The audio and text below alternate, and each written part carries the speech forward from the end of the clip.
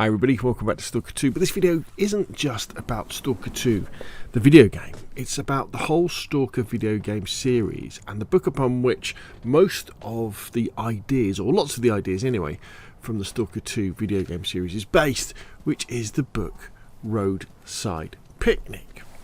And what I'm going to talk about, and there will be quite a few spoilers in the discussion as well, is kind of, well, what was Roadside Picnic? What are the ideas behind Roadside Picnic? And the main thing that comes out of that is the idea of the zone and the idea of anomalies and artifacts and stalkers. And many of the ideas from Roadside Picnic were then used in Stalker. However, it had a different spin on it. And the argument that I'm kind of putting forth, or trying to figure out, is which did it better? Was it the original Russian science fiction book, Roadside Picnic, or did the Stalker video game series actually improve on the ideas? So let's take a step back and talk about Roadside Picnic to start off with. So Roadside Picnic was, or is, a really great science fiction book that was published in 1972, it's easy for me to say, in the Soviet Union, and it was written by Arkady and Boris Strugatsky, and it has been turned into a film called Stalker. I understand there was a TV series as well, but I don't think you can watch it anymore. And lots of the themes that within Roadside Picnic have then come to not only video games, but modern science fiction as well. And the big difference that Roadside Picnic made was the negativity towards what could happen in science fiction. So if you can imagine, up until sort of the release of this sort of book, a lot of science fiction was very positive. It was about the exploration of the stars and meeting wonderful alien creatures and the expansion of humankind and all this sort of stuff. But the Roadside Picnic is not about that at all. So Roadside Picnic is kind of set in the future. I guess the future from 1971. So sometimes, probably in this sort of era, well, maybe sort of 2012, something like that. And what's happened is these aliens have visited Earth. Okay, and they visited several locations. And over the course of probably 12 hours, they've landed and they've taken off again and they've disappeared. So all that's left is the landing zones. Several of these landing zones are across the Earth.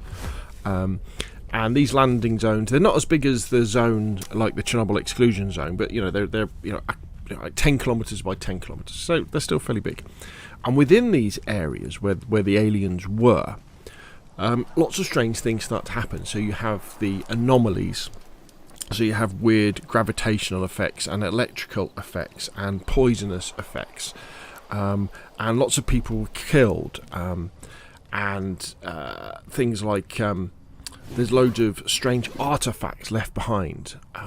Now, nobody saw the aliens land, nobody saw the aliens leave, but all that is left is these strange areas. And these areas are described by one of the characters in the book as the idea of the Roadside Picnic. So the idea of Roadside Picnic is that imagine you're in your car with your family and you're driving along.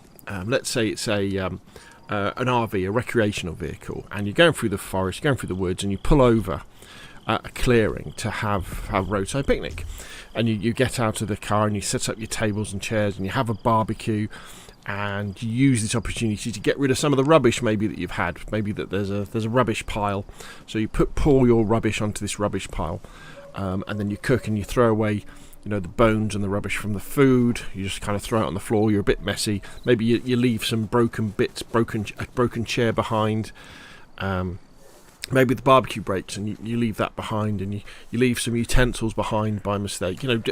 Detritus, if you like, rubbish. And then you get back into your RV and you drive off.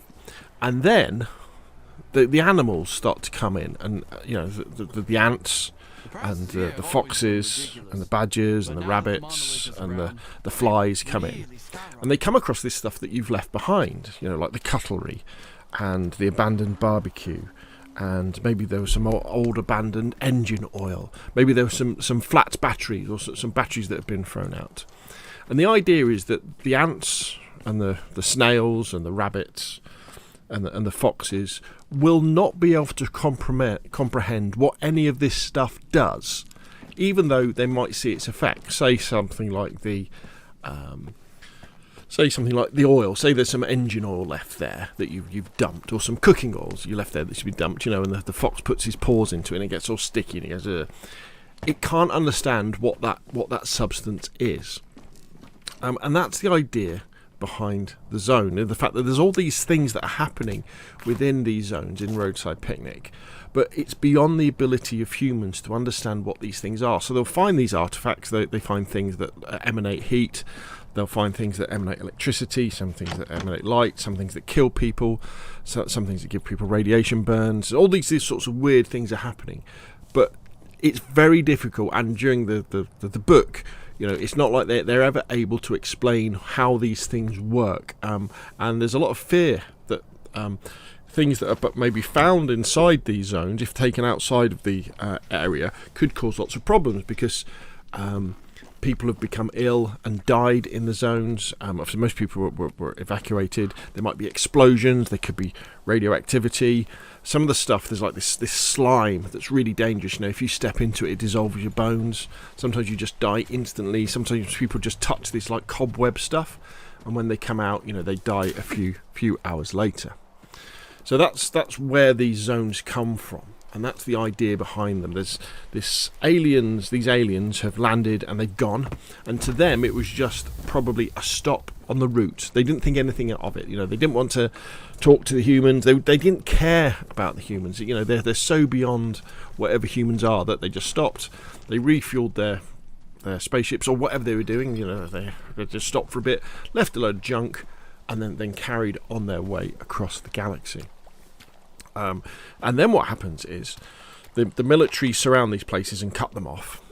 But just like in the video game series, because the video game series copied Roadside Picnic, you then get the idea of stalkers. So these are people who illegally enter the zone and they look for artifacts, and they become experienced in navigating the zone and getting past the anomalies so they don't get killed.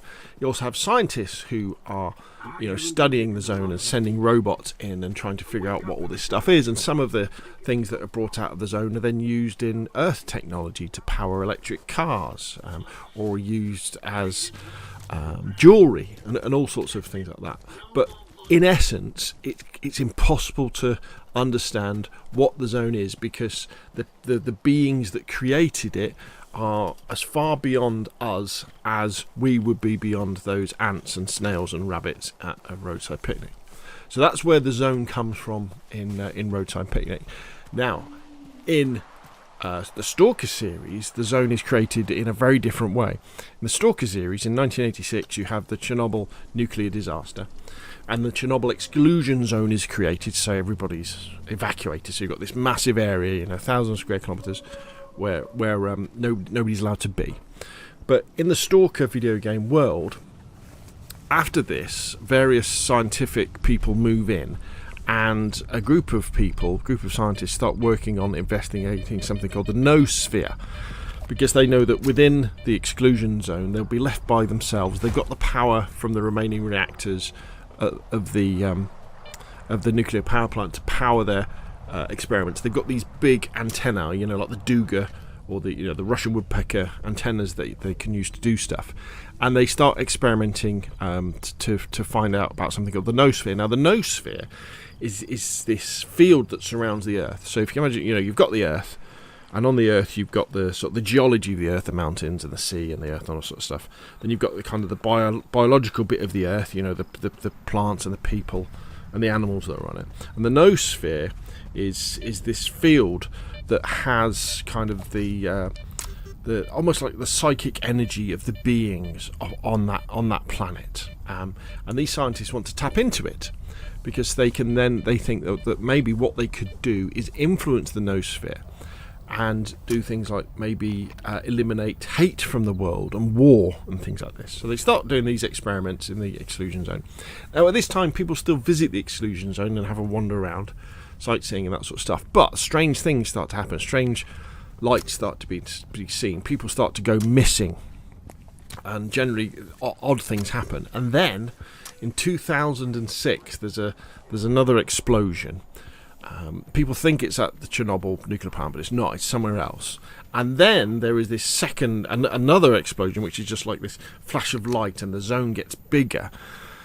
And these weird, and loads of people get killed, and then these weird anomalies start happening. So you get these gravitational anomalies. If you go too close to them, you get crushed. There's electrical ones where you get electrocuted. There's fire. There's chemicals. All this nasty stuff that's all over the zone, making it very, very dangerous. But you also have the artifacts start to appear as well. And so, just like in Roadside Picnic, what you now have is you have this large zone. In this case, it's the Chernobyl zone, that is surrounded by the military, who have locked it off for the radiation, but also because it's dangerous now because of these emissions that are happening. And this expansion, of the kind of anomalous zone, let's call it, was caused by the scientists investigating the noosphere, because they were trying to do this experiment where they needed all this power, and it kind of backfired, and it damaged the noosphere, and the noosphere kind of leaks into the area around the Chernobyl nuclear plant and that whole area. That's what makes it odd. So basically the experiment went wrong. Then what they're trying to do is control the zone to stop it getting any bigger, but also they want to stop people from getting to the centre of the zone. And so they use mind control tricks to control the people that are there, make them into almost like zombies, their own private army that then stops people getting to the middle. But what you then have is you have this area, as I say, that's sealed off by the military, that people then go into. Stalkers, and what they like to do is they want to make their fame and fortune by finding artifacts because they're worth a lot of money, and then selling to people. And then within the zone, and this is what's different, one of the first things that's really different about the Stalker video game series zone, is that within the Stalker zone you have this entire economy that's working within the zone. You don't really get that in the Roadside Picnic zone. The Roadside Picnic zone, nobody really lives in the zone that we know of. There might be a few people who have survived, but it's not really talked about very much. But in the Stalker zone, you've got stalkers wandering around, you've got traders, you've got military that have been left behind, you've got bandits, you've got diggers, who are people who go after the equipment that was left behind after 1986, but there's still some useful stuff in there. And these people are all kind of wandering around and interacting with each other. You've got mutant animals, you've got monsters, all that kind of stuff, and it all kind of comes together into this separate world. In fact, the Stalkers in Stalker 2, they call the outside world, they call it the mainland, and people come to the zone to kind of get away, a bit like the French Foreign Legion. They come there and they smuggle themselves through the barriers, over the walls, underneath, and they can start a kind of a new life where they're trying to find fame and fortune by mainly finding artifacts and then selling them, and then maybe moving away. But what they tend to find, lots of them tend to find, is they kind of become addicted to the way that the zone is, the way of life within the zone. So that's really interesting. Now, so the question is, so who did it better? Now, which is the better idea of the zone? And I think, after writing a few notes about this, I think the devs behind Stalker made the right decision when they changed the catalyst for the creation of the zone from an alien thing that you get in Roadside Picnic to a man-made phenomenon that happened with the Stalker games. And the reason for this is that when you read the Roadside Picnic book, and I highly recommend you do read it, it's a great read, I'm overwhelmed with the feeling that this is a lot about communism, and it's a lot about the fact that the Stalkers are trying to survive in this system that really they don't have any control of, and it's all very pessimistic. You can imagine what Russia was like in the 1970s. They've lost the space race. The economy is stagnating, the policies are stagnating, and yet the people have got to keep trying to survive in this environment. And I feel that's kind of what the Stalkers feel like. They have to go into the zone. They don't really have control over it. In fact, they've got these bureaucrats outside of the zone, and these scientists are trying to stop them what they're doing in order for them to be able to do stuff. And ultimately, I don't think it's a very positive outlook. There's no nice ending to the zone in Roadside Picnic, because the humans don't really have a way of understanding, because the aliens have gone. They're not going to explain what happened. I guess you could have Roadside Picnic Part 2, when maybe they found some logs or things like that explain stuff. But the idea of it is, this has happened, we've got no way of understanding it, no way of controlling it. You know, a bit like when you're inside this big monolithic communist Soviet country, an organisation, the Soviet bloc, and you're just this small cog in this massive machine, and ultimately you've got no control of what happens, or even kind of your destiny as well. Which is great in a book, but I don't think it's great in a video game. And I think by changing it in the Stalker video game series, when actually the reason why the zone was created was because of these scientists who were investigating the noosphere, and they made a mistake, and that created the zone.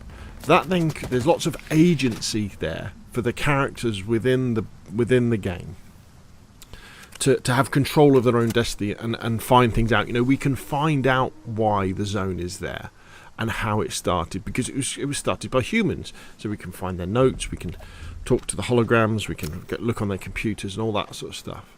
And also, if humans created it, it means that probably humans can sort it out or change it or control it as well, where that's not something that is possible within the Roadside Picnic zone.